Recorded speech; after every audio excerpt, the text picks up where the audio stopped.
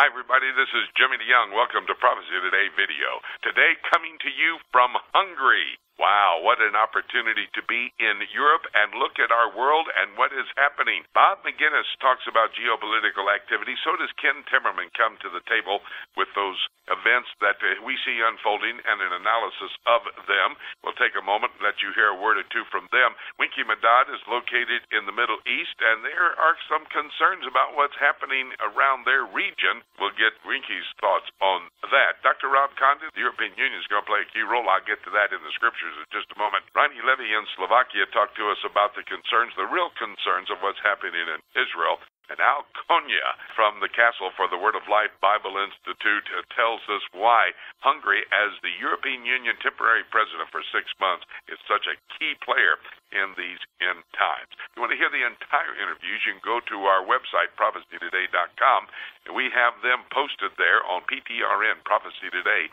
Radio Network. Here's Bob McGinnis with his thoughts. Well, after 41 years, Gaddafi is getting his payback, I suppose. Unfortunately, he's dragging hundreds, if not thousands, of his fellow citizens down with him. It does appear as if we have civil war. Certainly, we've abandoned our embassy, and many others have.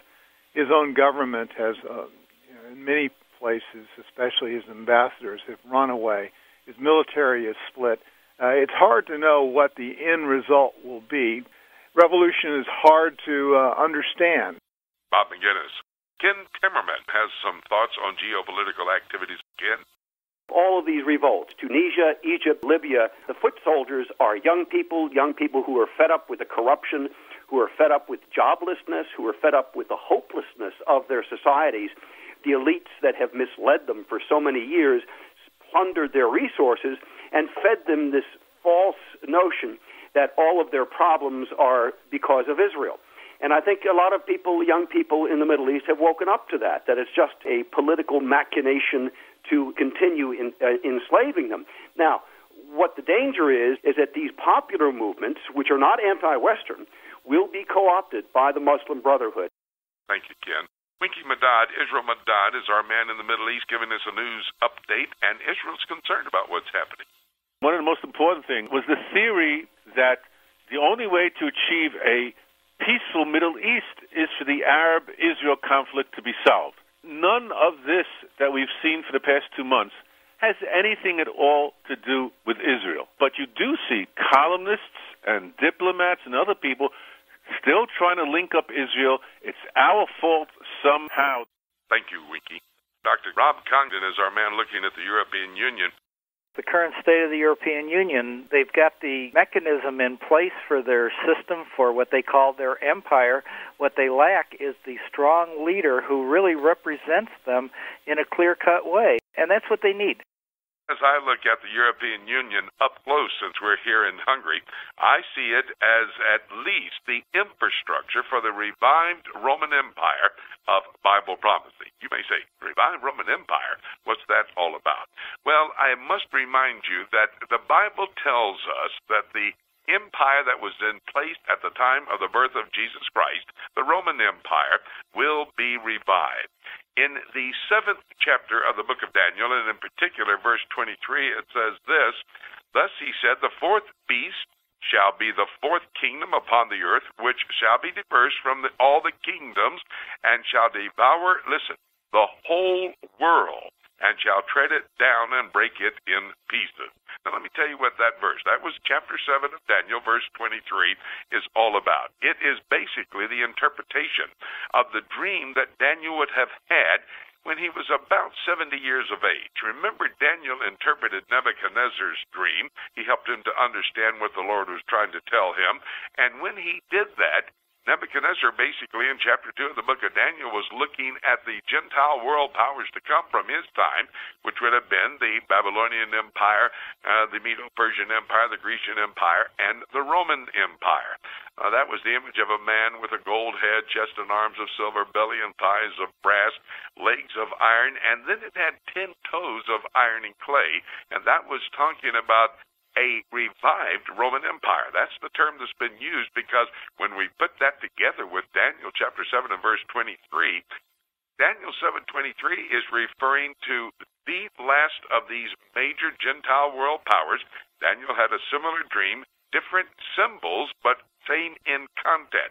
He saw a winged lion. That's the Babylonian Empire. Verse 5 of chapter 7, he saw a bear with 3 ribs in his mouth, the Medo-Persian Empire. A leopard with 4 wings and 4 heads. That's the Grecian Empire. And then this awesome beast in verse 7 of chapter 7 that had iron teeth devouring everything, and it had 10 horns. And verse 8 says a little horn came out of those 10 horns.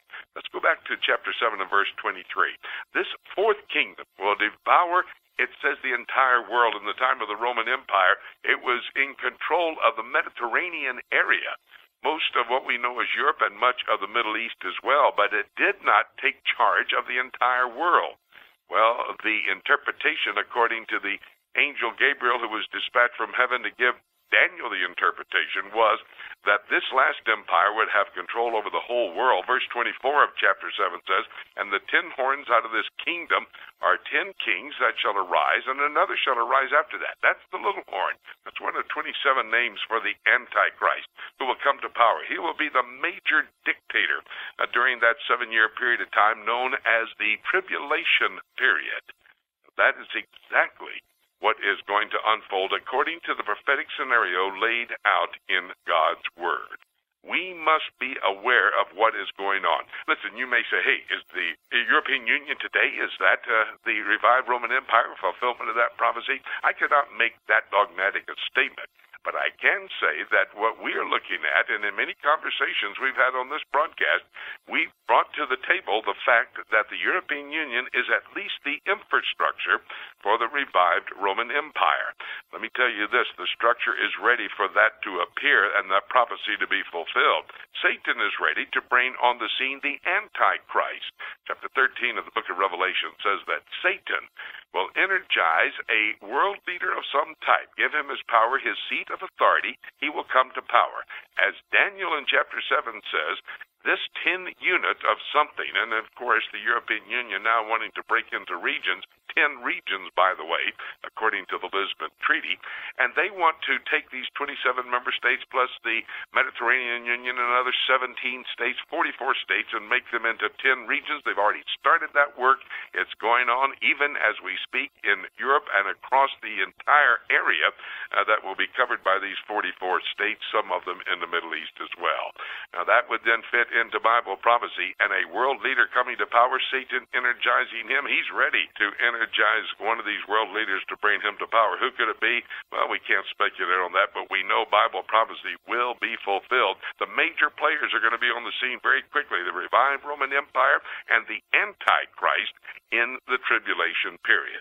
For that 7-year tribulation, the rapture of the church takes place. That could happen at any moment. Having made that statement, there's nothing left for me to say except let's keep looking up until